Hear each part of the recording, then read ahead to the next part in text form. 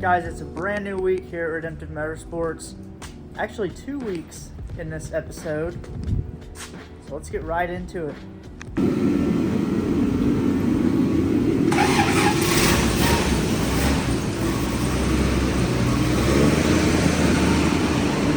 She runs. Like a top.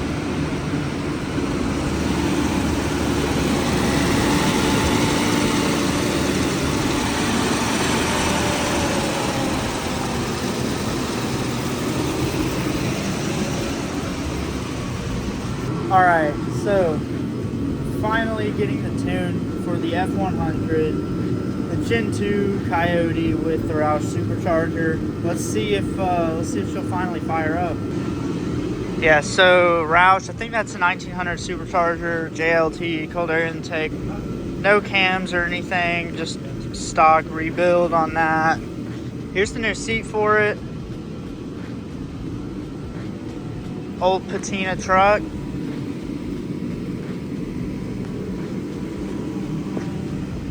Drew just did this gas fill door, which is from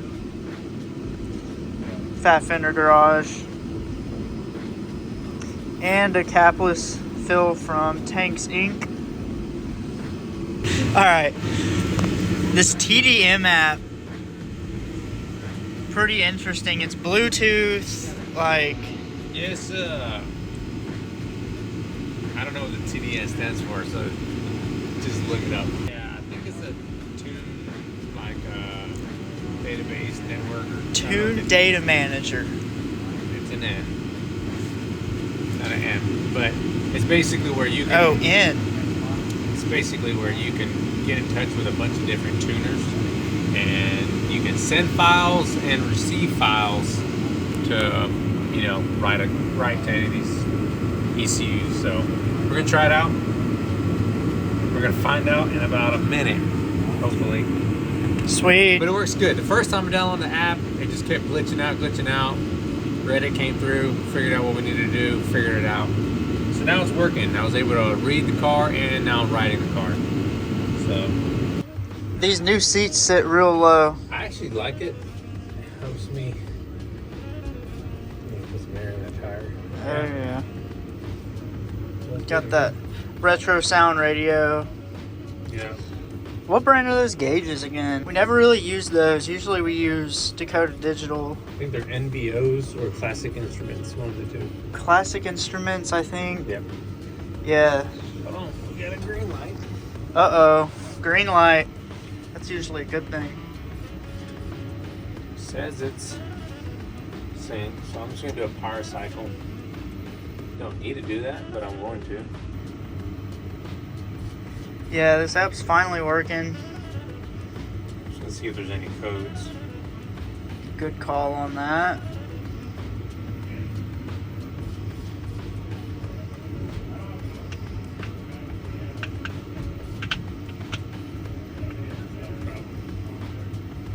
Yeah, we're gonna have to modify that shifter. Okay, no catalytic converter, no evap. Yeah, I think we're good. Don't need those where we're going.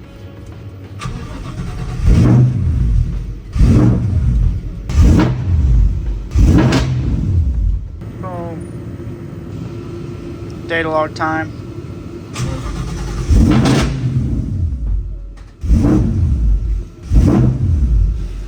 So this app's pretty cool. We actually can communicate to the tuner through this app. Pretty interesting.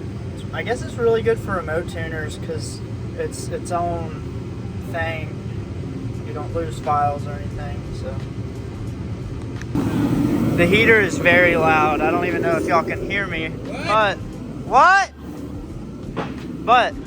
the yellow C7Z06 Roll is installing some lowering bolts for it, front and rear. It's got the fronts on, but we're gonna adjust them for ride height. So the C7Z06s are pretty cool. I didn't know this beforehand, but since they're pretty much the track car from GM. So on the leaf spring, there's a stud that's adjustable ride height. We already had lowered it to where the stock stud allowed us to, so we're putting aftermarket ones in there. So Obviously, we wouldn't have had this car done, but our attaboy Raul helped us out. We're going to go old school and do it on jack stands. So yeah, we've had a little bit of a failure this week, but setback. yeah, lift is working now. The lift was out of operation. I didn't record anything yesterday. Yeah. It was a mess. It was all good. So this lift has this super cool design. You can actually move the lift arm to where it'll whack this reservoir tank right here, and you can imagine how it goes from there. But got that all fixed. FJ might be here for a little bit longer. All right, we're in here because it's way too loud out there with the heater going. The FJ gauges aren't working correctly. Oil pressure, coolant temp, and fuel gauge. This car was bought at an auction. It's got oil pressure. We put a mechanical gauge on it. It does have good oil pressure. It does have fuel in it. You know, we don't know what the coolant temp is besides looking at that, you know, exhaust manifold temperature. But when I took the gauges out, we checked all the senders. They're working. They're sending the right resistance. But when we took the gauges out, the truck has been wired previously, and I don't know if it was just thrown together last minute, but it's a bunch of electric tape everywhere.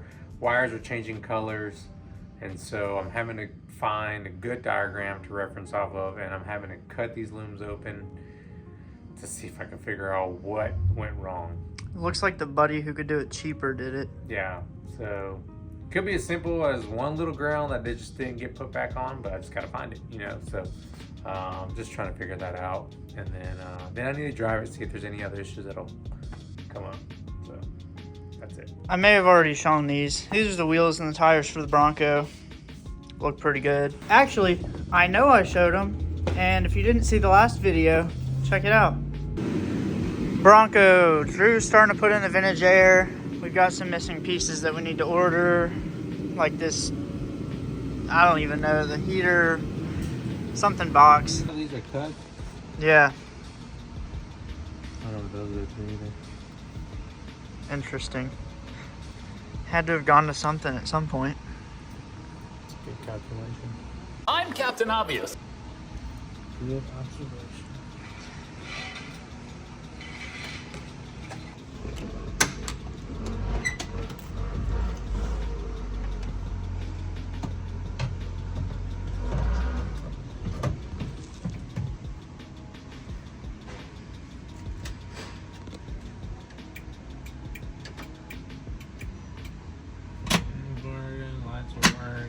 All right, it's Thursday now. All right, the gauges. I don't really remember if we covered what we think the issue was. So basically they just were clocked wrong pretty much from wherever the previous owner got this set of gauges from. We actually found the listing online on eBay or some website. Yeah. Let's see.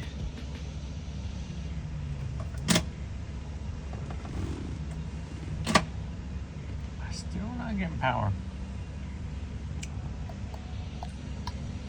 Still a wiring issue.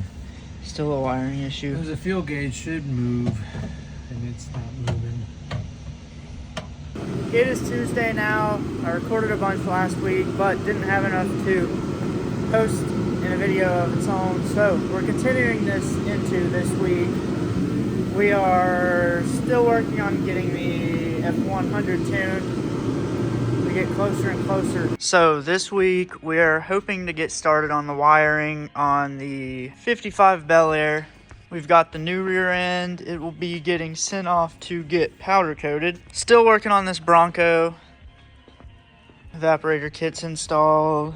Some of the vintage air stuff. Drew's been welding the inner fenders up. We're gonna end up painting that here shortly. Chevelle's getting close to going back to paint. We just need to figure out which hole in the tunnel we're gonna end up cutting for the shifter. These are the seats for it. Blue on blue. We've got this orange Chevelle back to tuck some wires. Computer was mounted right there. This is one of our customers' cars. He just purchased it. We had it on consignment for a little bit. LS2, it's on Air Ride, Dakota Digitals. Pretty cool car. This color's off of like a 2012 Charger, I think. I don't know. Decent little resto mod though. We did not build this one. Pretty decent car. The F100. We are still trying to figure out the tune on this one, but it shouldn't be too long until it is completely finished up. All right, it's Wednesday now. We've got this LS3 here. Jeremy's about to get a bigger impact. Putting this cam in it for a customer. Brian Tooley Red Hot cam, springs, push rods. Brand new crate LS3. I'm gonna be doing a time lapse for the Instagram. If you are not following us, go follow us. It is at Redemptive Motorsports. So let's get into it.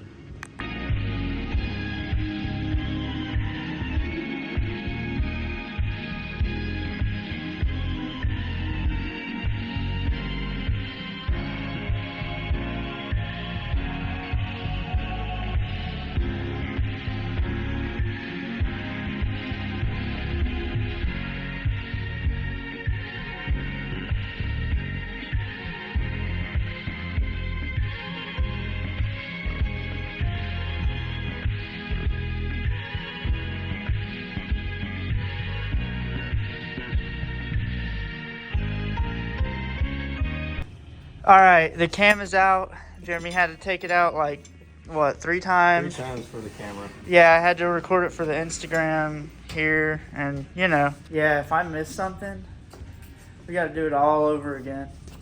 This is the factory. I think this is a 495 horse. Not the 525, 495, or any of the lower horsepower. Crate LS are a little bit cheaper. So if you're planning on doing a cam, just go with the lower horsepower rated crate motors. It's, you know, but if you're planning on keeping it sealed, 525 is a really good option. That 525 cam, I think it's like a GM hot cam. Sounds pretty good.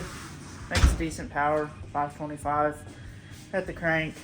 So, you know, let's see this new cam. Yeah, this is actually the cam we put in the Patina 62 truck. So, pretty cool little cam. Sounds really good. This motor will also be boosted. It's not one of our projects, just a customer project.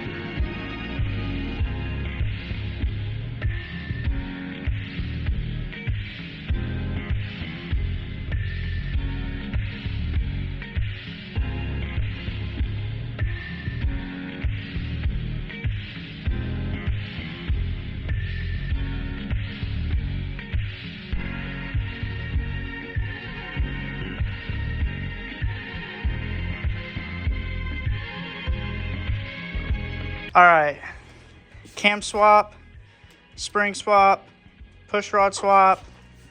It's all done, man. Yep. All done. Nice little easy, clean engine. Nothing like a crate engine. Brand new.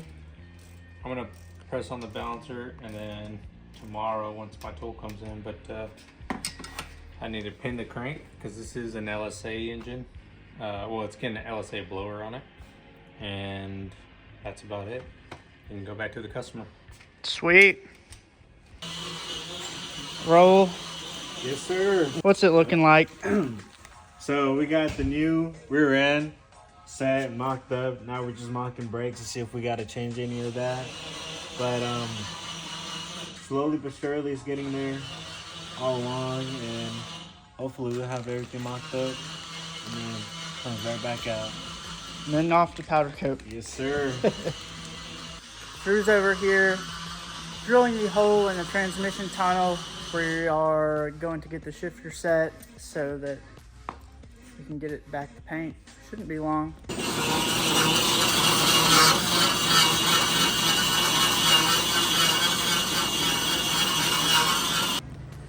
So that's pretty much going to do it for this week's video. Got a lot taken care of. I'm hoping we'll have the tune for the F100 finished up, and we will see that one fire up in the next video. So stay tuned for that. Be sure to drop a like, comment down below. Be sure to subscribe and check out the Instagram if you want to keep up. So I'll see you guys next week.